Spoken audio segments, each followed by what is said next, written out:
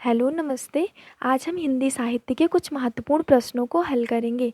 पहला प्रश्न है, निम्नलिखित में से किस कवि ने सस्सई की रचना नहीं की है? ऑप्शन है चिंतामणि, मतीराम, राम सहाय और अमीरदास। सही उत्तर है चिंतामणि। अगला प्रश्न है, निम्नलिखित में से किस कहानी में अति व्यस्त कामकाजी व्यक्ति की असंतुष्ट पत्नी को विषय वस्तु बनाया गया है? ऑप्शन है ग्रामोफोन का रिकॉर्ड, नीलम देश की राजकन्या, बाहुबली और दृष्टिदोष। सही उत्तर है ग्रामोफोन का रिकॉर्ड। अगला प्रश्न है, महावीर प्रसाद द्विवेदी की निम्नलिखित रचनाओं में से आलोचना विधा की रचनाएं कौन कौन सी हैं? ऑप्शन है कालिदास की निरंकुशता, कविता कलाप। और अगला ऑप्शन है कविता कलाप कुमार संभवसार। अगला है कुमार संभवसार, कविता कलाप, कालिदास की निरंकुशता। और अगला ऑप्शन है कालिदास की निरंकुशता, कालिदास और उनकी कविता। तो सही उत्तर है कालिदास की निरंकुशता और कालिदास और उनकी कविता। अगला प्रश्न है, भंवर गीत किसकी रचना है? ऑप्शन है सूरदास, नंददास, चतुर्भुजदास और कृष्णदास। सही उत्तर है नंददास। अगला प्रश्न है, हजारी प्रसाद द्विवेदी द्वारा रचित निबंध संग्रह नहीं है? नाथ संप्रदाय, प्रबंध प्रभाकर, साहित्य का मर्म और लालित्य मीमांसा। तो सही उत्तर है प्रबंध प्रभाकर। और अगला प्रश्न है, आ कहानी के प्रमुख प्रवक्ता हैं? ऑप्शन है गंगा प्रसाद बिमल, महीप सिंह, मधुकर सिंह और शिव प्रसाद सिंह। तो सही उत्तर है गंगा प्रसाद बिमल। और अगला प्रश्न है, निम्नलिखित में से हिंदू मुस्लिम एकता को प्रतिपादित करने वाला कौन सा नाटक है?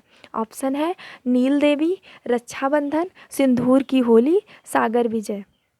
तो सही उत्तर है रक्षाबंधन।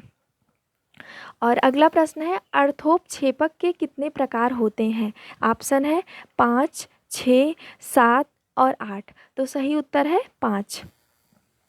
अगला प्रश्न है, मणिकर्णिका के लेखक हैं? ऑप्शन है ओम प्रकाश वाल्मीकि और डॉक्टर धर्मवीर, तुलसीराम और सूरजपाल चौहान। तो सही उत्तर है इसका तुलसीराम। और अगला प्रश्न है, मैथिली शरण गुप्त की निम्नलिखित काव्य कृतियों का सही अनुक्रम है? तो इसका सही उत्तर है पंचवटी, साकेत, यशोधरा और द्वापर। निम्नलिखित में से किस बोली का बिहारी हिंदी से संबंध नहीं है?